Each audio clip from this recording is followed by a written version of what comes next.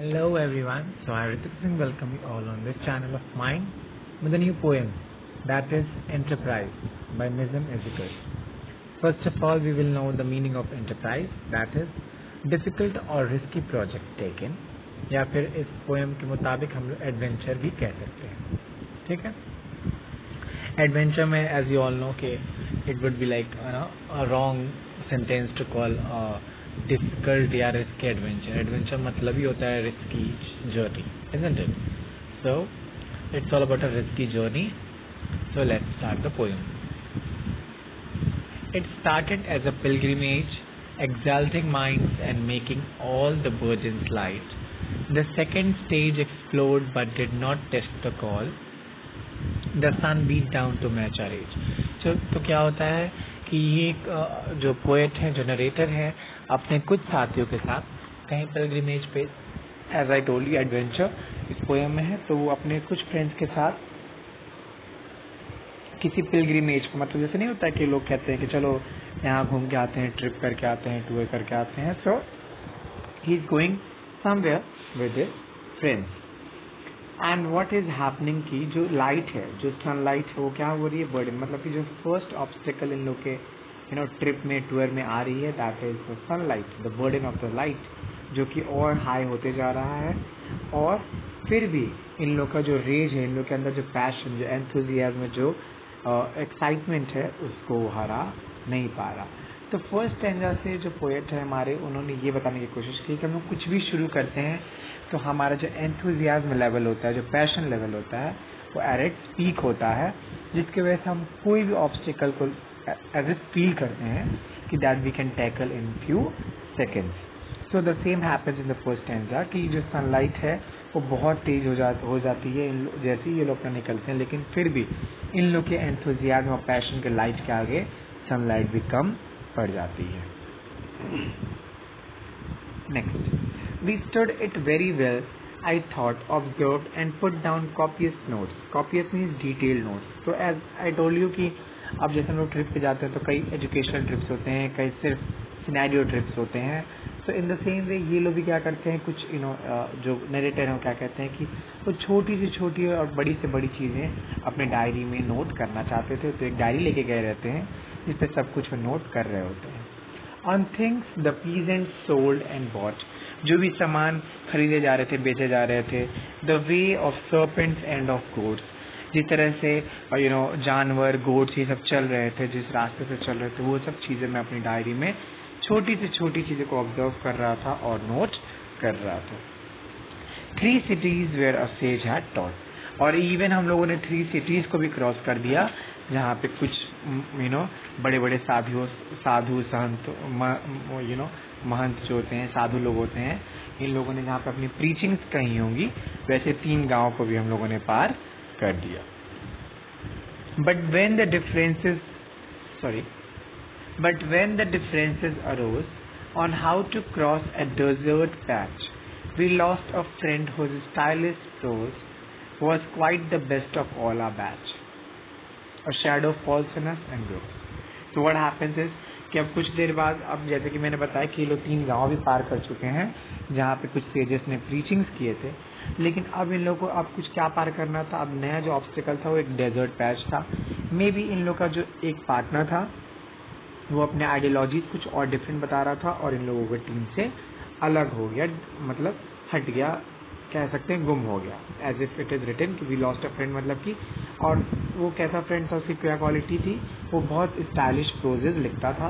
And we lost that friend due to few differences, मतलब कि हमारे कहते हैं ना कि ऑफकोर्स अगर 8 लोग हैं, 6 लोग हैं, तो ऑफकोर्स 6 के माइंडसेट एक नहीं हो सकते, 6 के व्यूज एक नहीं हो सकते.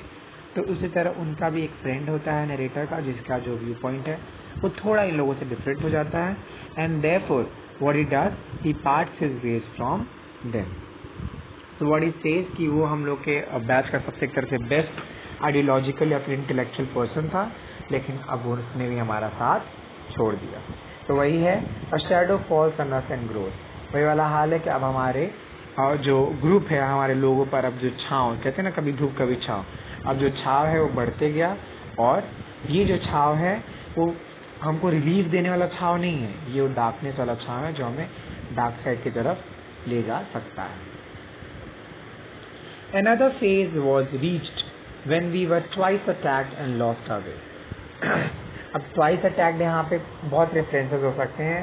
पहला तो नेचुरल कैलामिटीज, क्या पता एज आई टोल्ड यू कि डेजर्ट पार कर रहे हैं ये लोग, तो क्या पता बहुत तेज विंड बह रहा हो, इन लोग के मुंह पे सैंड आ गया हो, आंखों में कुछ पड़ गया हो, इन द सेम वे या फिर जानवर कितने होते हैं, कैमल वगैरह व्हाटएवर। तो 2 बार ये लोग अटैक हुए हैं एंड लॉस्ट आर वे। और क्योंकि ये लोग 2 बार अटैक हुए तो अपने को बचाने के लिए ये लोग अपना रास्ता भी भूल गए। A section claimed its liberty to leave the group। और हमारा जो पूरा ग्रुप था उसमें एक जो सेक्शन था, मे बी 3-4 लोग का जो सेक्शन था, उन लोगों ने लिबर्टी मतलब कि फ्रीडम मांगा और इस ग्रुप से, मतलब कि उन्होंने भी अपने वेज पार्ट कर लिया। I tried to pray our leader that he smelt the sea। और फिर क्या हुआ, मैं उन लोगों को प्रे करने की कोशिश किया, मैंने रिक्वेस्ट करने की भी कोशिश की, प्लीज मत जाइए, अगर हम लोगों ने कुछ प्लानिंग की है तो लेट्स फिनिश इट।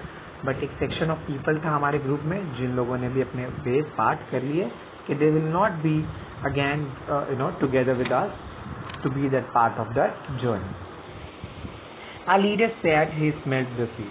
और अब हमारा जो लीडर था उसको क्या लग रहा था, उसको ये फील हो रहा था कि उसको आस पास कहीं समुद्र दिखाई दे रहा है, उसकी खुशबू आ रही है। We notice nothing as we went. और फिर क्या होता है कि जैसे हम लोग आगे बढ़ते हैं हम लोग को पता चलता है कि वहाँ पे कुछ भी नहीं था।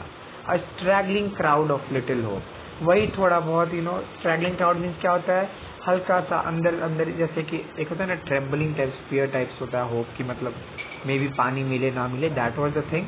और एकदम छोटा सा होप था हमारे अंदर। इग्नोरिंग व्हाट द थंडर में, कोई भी बिजली तूफान आए हम लोग को उससे कोई मतलब नहीं था। Deprived of common needs like soap, even हम लोग के पास सोप तक नहीं था जो कि हमारा कॉमन नीड था फॉर फ्रेशमेंट और something. Some were broken, some merely bent। और अब क्या हो गया था, मतलब कि हम लोग के पास अब कुछ भी नहीं बचा था, इवन सी भी नहीं मिल रहा था। हमारे पास जो सबसे एक तरह से कह सकते हैं ना जो कॉमन नीड था, दैट इज सोप, हमारे हाथ धुलने के लिए व्हाटएवर चीज़ों के लिए, वो तक हमारे पास नहीं था। और अब हमारे ग्रुप के आधे लोग ब्रोकन नीज अंदर से टूट चुके थे, थक चुके थे, उन लोगों पे फैटिगनेस चढ़ चुकी थी, एंड फ्यू merely bent, और कुछ लोग थकान के मारे झुक चुके थे। When finally we reached the place, we hardly know why we were there. So these are the lines which tell us कि the theme of this poem, that is to hopefully move on is better than to arrive at some place। मतलब कि एक जगह पे आप खुशी खुशी जा रहे हैं, अच्छे से जा रहे हैं, अपने मन मुताबिक जा रहे हैं, वो फार फार बेटर है देन कि आप एक प्लान किए रास्ता, आपको मन कर नहीं रहा है, फिर भी आप बस चले जा रहे हैं अपने डेस्टिनेशन पूरा करते हुए। तो देखिए इन दोनों लाइन्स में वही बताया गया है कि when finally we reached the place, we hardly know why we were there। कि हम लोग पहुंच तो गए अपने जगह पे जहाँ पे हमें जाना था, लेकिन जब हम वहाँ पे पहुंचे तब हम लोग खुद से सवाल करने लगे कि हम लोग यहाँ पे आए क्यों हैं, इतनी मेहनत किए क्यों हैं, इतना चीज झेले क्यों हैं, why did we come here। The trip had darkened every face। सबके मुंह फैटिगनेस की वजह से काले हो गए थे, डार्क हो गए थे। Our deeds were neither great nor rare। ना ही हमारा कोई डीड बहुत महान था और ना ही एक रेयर था, मतलब कि ये कोई बहुत बड़ी बात नहीं थी कि हम लोगों ने वहां से यहाँ तक का सफर तय किया था। Home is where we have to gather grace. और एक घर ही ऐसा जगह है जहाँ पे हम लोग का सारा ग्रेस काम आता है, सारा स्ट्रेंथ काम आता है। When we come outside, we know the real us, that what strengths, what weaknesses we have in our body or internal mind. So this was all about the poem Enterprise. Thank you very much. Do like, comment and subscribe my channel. Thank you.